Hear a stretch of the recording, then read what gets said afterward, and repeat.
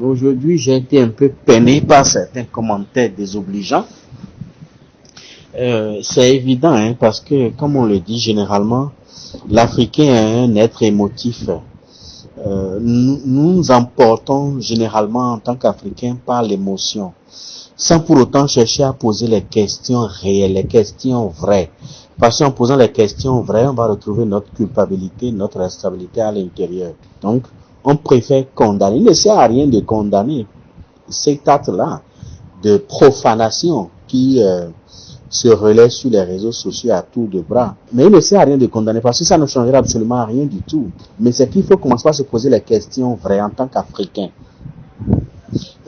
J'ai compris une seule chose, quelqu'un l'a dit, et l'a fustigé, que demain les Blancs vont venir nous enseigner le fait. Mais c'est déjà évident que les Blancs viennent nous enseigner le phare. Je vous donne un exemple très terre à terre. Quand vous voyez un Béninois qui écrit un livre sur le phare et un Occidental qui écrit un livre sur le phare, le Béninois va acheter le livre de l'Occidental et va laisser le livre de son frère Béninois. C'est ça la réalité, la triste réalité au fait. Et on ne pose pas les questions réelles, les questions vraies. Ce qui circule sur les réseaux sociaux, c'est vrai, c'est condamnable, mais à qui incombe en réalité la responsabilité? C'est de là qu'il faut partir. D'où est-ce que ça vient? Pourquoi on en est arrivé là? Quelle est la cause réelle de cette profanation-là? Parce qu'on ne va pas regarder là où on a cassé on a fait tomber nos marchandises. Il faut regarder là où on a trébuché. Là où on a trébuché, c'est dans nos familles. Et chacun de nous porte forcément la responsabilité. Ne condamnez pas le blanc il s'en fout. Et demain, il va faire encore pire que ça. Si nous ne prenons pas conscience dès aujourd'hui, il fera encore pire que ça. C'est ça la réalité. Il faut qu'on se pose la question de savoir quelles sont nos parts de responsabilité dans ce qui se passe. C'est facile de condamner, mais ça ne servira à rien. Et nous passons tout notre temps à parler. C'est pour ça que moi j'ai pris la décision de me replier un tout petit peu, parce qu'on parle beaucoup, mais on ne pose aucun acte. Mais on veut que les choses changent. Si on veut que les choses changent, c'est qu'il faut poser des actes. C'est pas dans les paroles que les choses vont changer. C'est ça la triste réalité. Il faut poser des actes concrets, mais personne ne veut aller aux actes concrets. Mais tout le monde veut condamner. Tout le monde veut montrer, veut être un donneur de leçons. Ce n'est pas bon. Et généralement, c'est ceux qui ne font rien qui donnent des leçons à ceux qui posent des actes concrets. C'est ça la triste réalité. Quand c'est comme ça, c'est à ce genre de choses qu'on va toujours assister. Et je vais revenir pour vous donner des exemples. Quand vous prenez nos familles, autant que nous sommes ici dans nos familles, il y a des vestiges, il y a des divinités, il y a des reliques.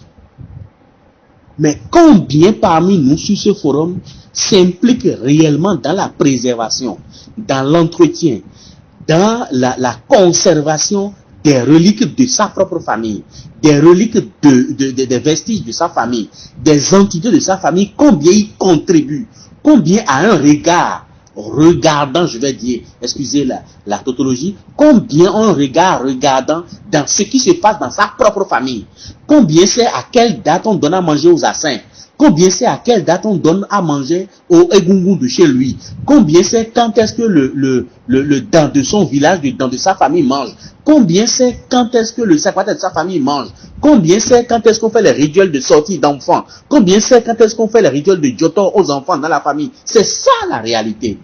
Or, c'est des choses qui ont besoin d'être entretenues. Combien donne ne fût-ce que 10 000 francs par an à son chef de collectivité pour l'empêcher de vendre les reliques de la famille? Combien donne 5 000 francs seulement à son taïnon de la famille pour l'empêcher de vendre les reliques de la famille? Combien entretient les couvents de sa famille? C'est ça la réalité. Or, ces choses-là ont besoin d'être entretenues. Les vestiges ont besoin d'être entretenus.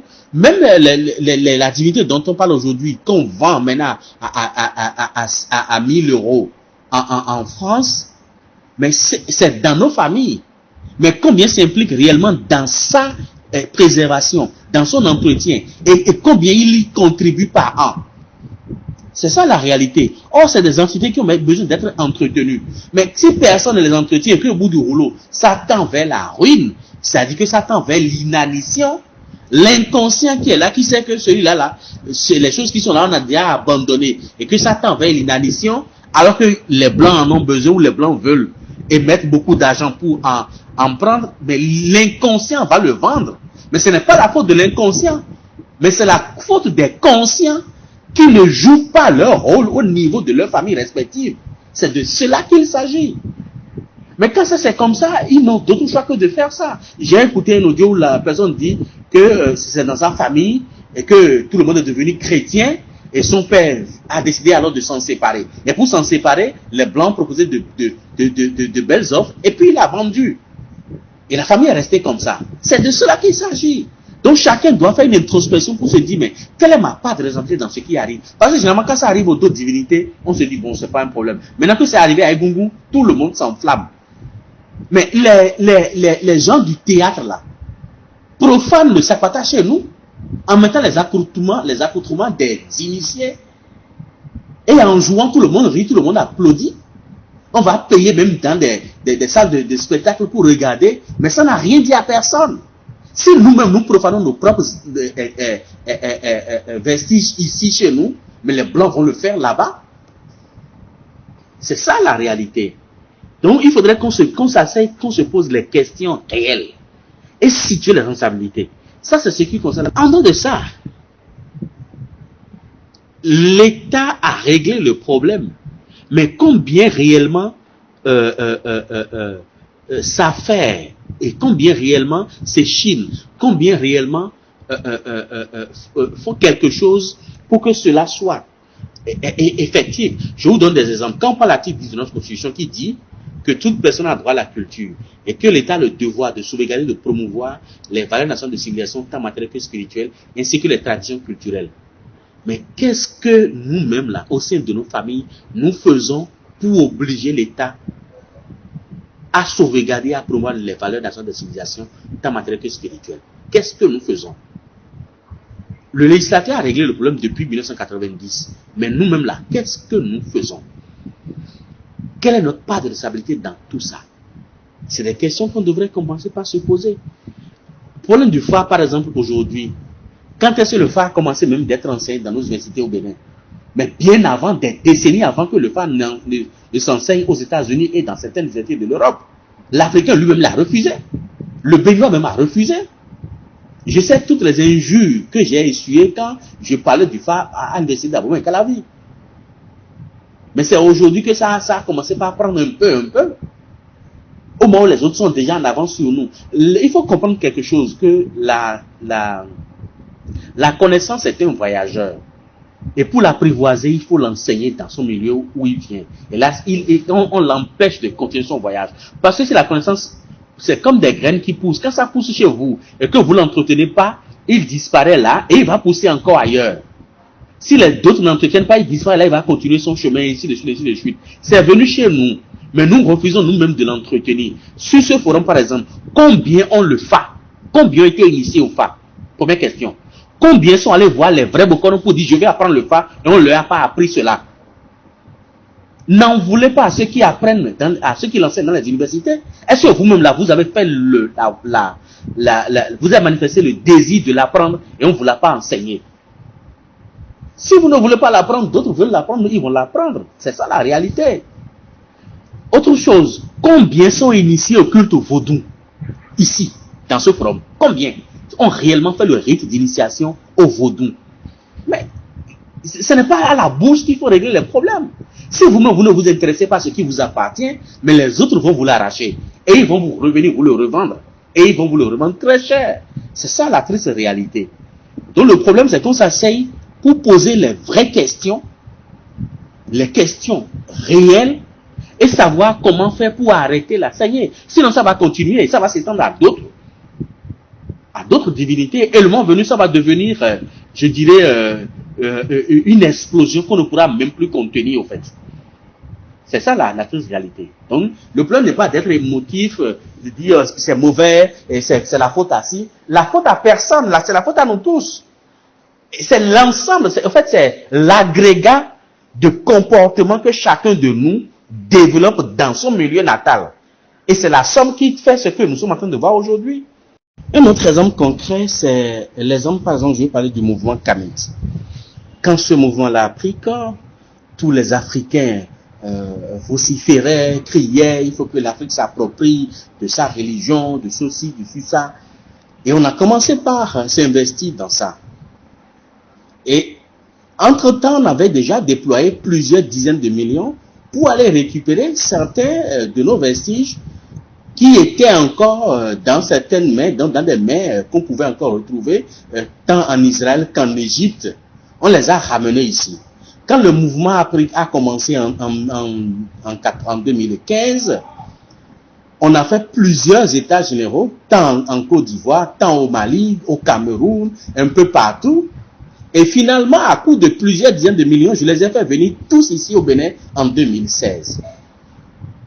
On a mis en place, on a procédé à la résurgence de la religion kamite.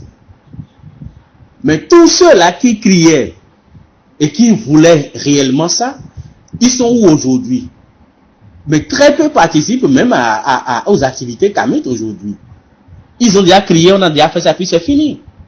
Les Africains eux-mêmes ne s'intéressent pas à leurs choses. Aujourd'hui, le mouvement kamite a pris corps beaucoup plus en Occident qu'en Afrique, où il est originaire.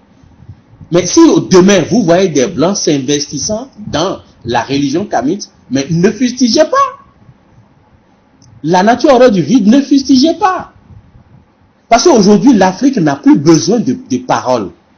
Et regardez les Israéliens. C'est le peuple le plus persécuté de l'histoire de l'humanité. Ce n'est pas les Africains. C'est le peuple hébreu, le peuple le plus persécuté de toute l'histoire. Hitler a exterminé plus de 5 millions. Mais eux, ils ne parlent pas. Ils ne condamnent ni l'Occident, ni l'Allemagne, ni personne, ni celui qui Hitler qui est mort. Ils ne condamnent pas. Mais ils ont commencé par poser des actes en réunifiant d'abord le peuple. Ils sont nés après les années 60. L'Israël est né après les années 60. Mais on ne peut pas les comparer aux pays africains. Parce qu'ils ne passent pas leur temps à parler. Et les Israéliens ne passent pas leur temps à parler. Mais ils posent des actes concrets. Ils ont réunifié leur peuple. Ils ont ramené leur religion. Ils ont imposé leur langue. Ils ont commencé par travailler. Aujourd'hui, l'Israël est une puissance nucléaire, une puissance économique. Le problème, il faut que l'Africain arrête de s'apitoyer sur son sort. On parle de l'esclavage, on nous a esclavagisé, le blanc fait ci, le blanc fait ça. Non, laissez le blanc tranquille. Le blanc ne vous a pas empêché de faire votre religion. Le blanc ne vous a pas empêché de travailler chez vous. Le blanc ne vous a pas empêché de vous réunir et de réunifier vos vestiges et de travailler dans ce sens. Le blanc n'a rien interdit à l'Afrique. Mais c'est l'Afrique qui passe tout son temps à parler du blanc parce qu'il y a esclavage. Mais il faut arrêter ça. Il faut arrêter ça.